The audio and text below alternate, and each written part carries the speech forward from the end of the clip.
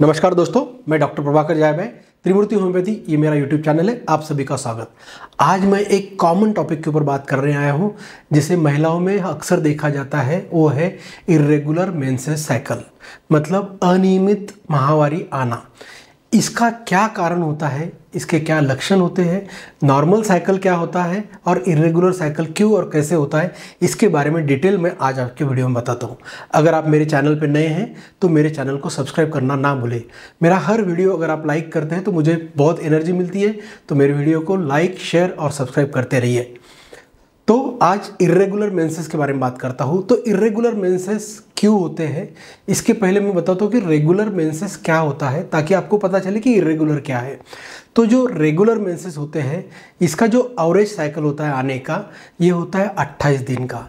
मगर हर महिला अलग है, हर महिला का बॉडी अलग है, उनका हार्मोनल लेवल अलग है, उनका बॉडी का टेक्सचर, स्ट्रेस लेवल अलग है। तो एक ऐसा फिक्स फार्मूला नहीं है कि 28 दिन में ही साइकिल आएगा।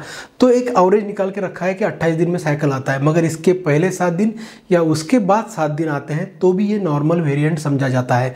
मतलब आपके पीरियड अगर 21 दिन से लेके 35 दिन के बीच में आते हैं तो ये नॉर्मल साइकिल ही है, ये कोई एबनॉर्मलिटी नहीं है। अगर आपका पीरियड एवरेजली 2 से 8 दिनों के बीच में आता है तो एक नॉर्मल साइकिल का ही पार्ट है। अगर पीरियड 8 दिन से ज़्यादा आता है या 2 दिन से कम आता है और बहुत कम मात्रा में आता है तो इसको हम इर्रेगुलरिटी बोल सकते हैं। मगर 2 से 8 दिन ब्लीडिंग होना ये नॉर्मल है।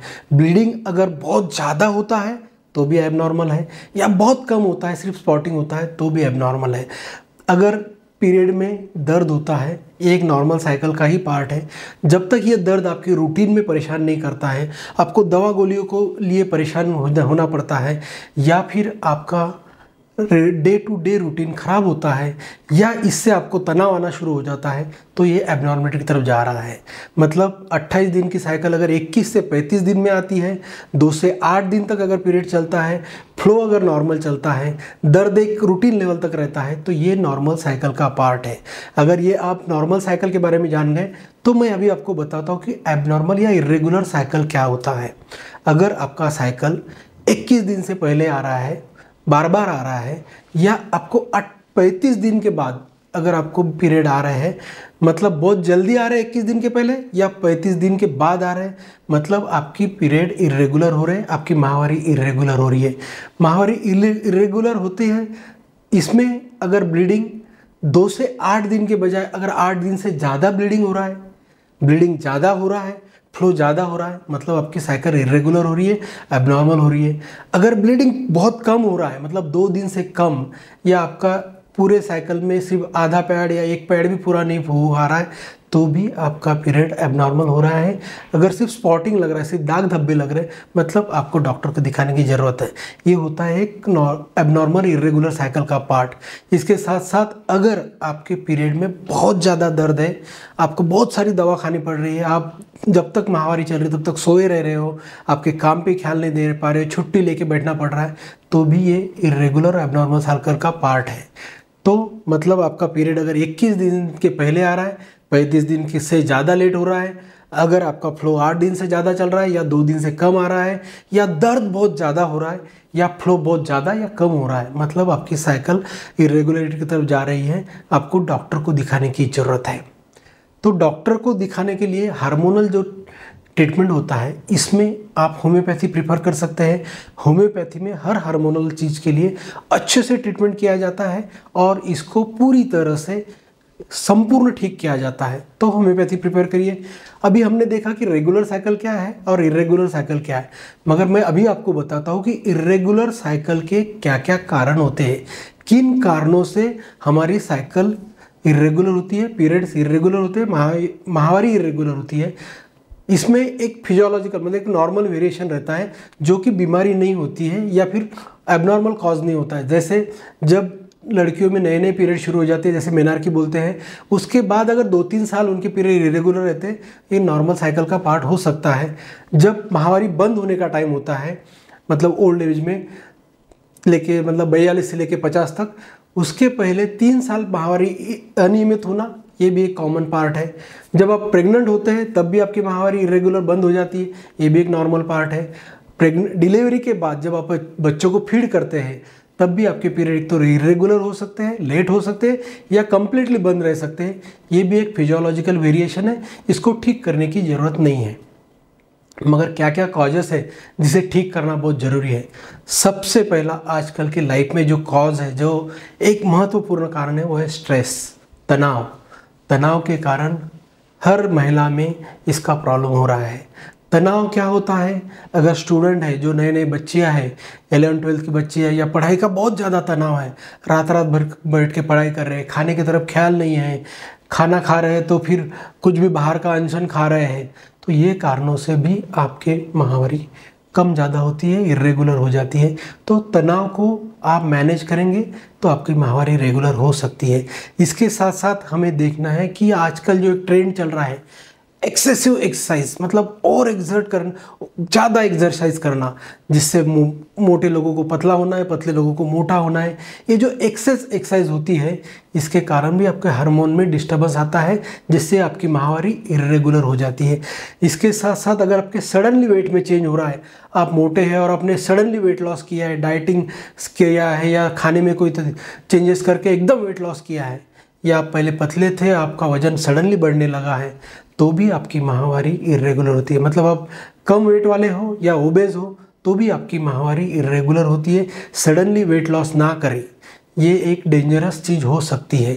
इसके साथ साथ याद रखें, अगर कोई एक्यूट इलनेसेस आती है, जैसे बुखार आता है, निमोनिया होता है, डेंगू होता है, मलेरिया होता है, ऐसे अन्य कई बीमारी होती है जिससे हमारी इम्यून पावर कमज़ोर हो जाती है, हमारे खान पान में कमज़ोर हो जाता है, तो टेम्पररी हमारे फीमेल्स में मेंसेस इरेगुलर हो जाती है, माहवारी अनियमित हो सकती है। इसके साथ साथ जो कॉमन कॉज एक चिंता का विषय है आजकल लड़कियों में, वो है PCOD, मतलब पॉलीसिस्टिक ओवरी डिसीज़, जो कि स्त्रियों की जो जहाँ से बीजाणु बनते हैं वहाँ पे पानी की गांठी हो जाती है, और उसके कारण पीरियड इरेगुलर होने का सबसे ज़्यादा आजकल प्रचलन है। ये PCOD जो है वो आजकल हर तीसरी लड़की में हमें इरेगुलर मेंसेस PCOD की वजह से दिखते हैं।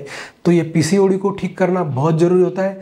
इसको निगलेक्ट किया तो आने वाले शादी के बाद या फ्यूचर में आपके फर्टिलाइजेशन में फ़र्क हो सकता है, आपको बच्चे होने में प्रॉब्लम हो सकती है।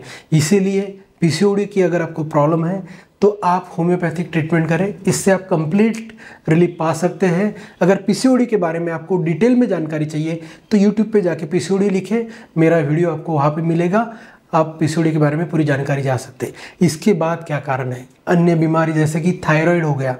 थायराइड भी एक कॉमनली आने वाली बीमारी है, जैसे कि हाइपरथायराइड या हाइपोथायराइड। फीमेल्स में मोस्टली हाइपोथायराइड, मतलब वजन बढ़ने वाली जो बीमारी होती है, उसके कारण भी महिलाओं में माहवारी अनियमित हो जाती है। इसके साथ साथ अगर हार्मोन्स में डिस्टर्बेंस है, प्रोलैक्टिन का सिक्रेशन ज़्यादा हो जाता है, तो भी माहवारी अनियमित हो जाती है। इसके साथ साथ जैसे अपन अगर किसी चीज़ के लिए दवा खा रहे हैं, अन्य बीमारियों के लिए दवा गोली खा रहे हैं, जैसे बहुत लोग डिप्रेशन में रहते हैं तो बहुत महिलाएं डिप्रेशन के कारण एंटी डिप्रेशन गोलियां खाती है, या किसी को मिर्गी की बीमारी एपिलेप्सी की है, एंटी एपिलेप्टिक गोलियां खाते हैं, तो ये चीज़ों में भी आपकी माहवारी इरेगुलर हो सकती है।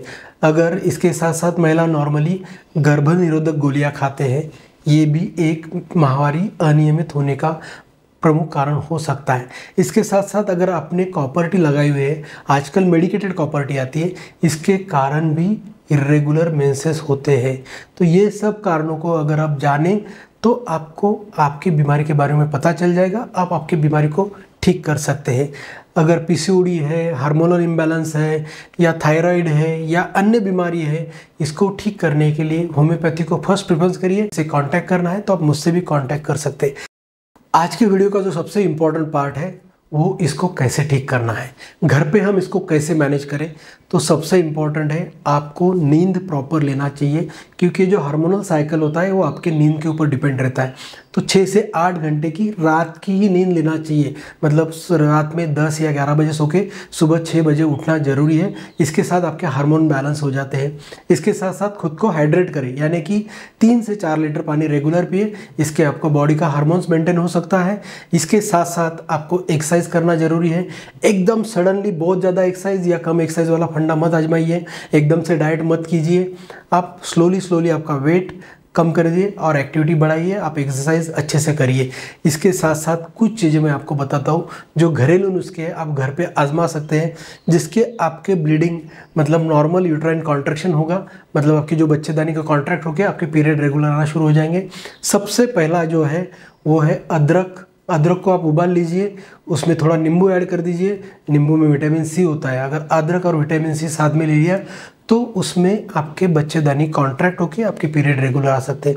इसके साथ साथ आपको खाना है केले, मगर पूरे पके हुए केले नहीं खाना, थोड़े कच्चे वाले केले खाएंगे तो इसमें पोटेशियम मिलेगा, जिससे आपके यूट्रस की कॉन्ट्रैक्टली बढ़ेंगी, आपके पीरियड रेगुलर हो जाएंगे। इसके साथ साथ आपको खाना है कच्चा पपाया, जो ग्रीन पपाया होता है। इसके आपकी माहवारी नियमित करने की क्षमता होती है, मगर ये ख्याल रखें पीरियड के दौरान पपाया ना खाएं। ये सब चीज़ें अगर आप खाते हैं, इसके साथ साथ दालचीनी का उपयोग आप रेगुलरली करें, जो आपकी माहवारी को रेगुलेट करने के लिए, यूट्राइन ब्लड फ्लो को रेगुलेट करने के लिए बहुत फ़ायदेमंद होता है। इसलिए दालचीनी भी आपके खाने में इन्वॉल्व कर दीजिए। ये सब चीज़ें अगर आप करते हैं, इसके साथ साथ अगर आप होम्योपैथिक ट्रीटमेंट लेते हैं तो आपकी इर्रेगुलर मेंसेस से आपको हमेशा के लिए छुटकारा मिलेगा। आप हेल्दी रहेंगे। Thank you very much.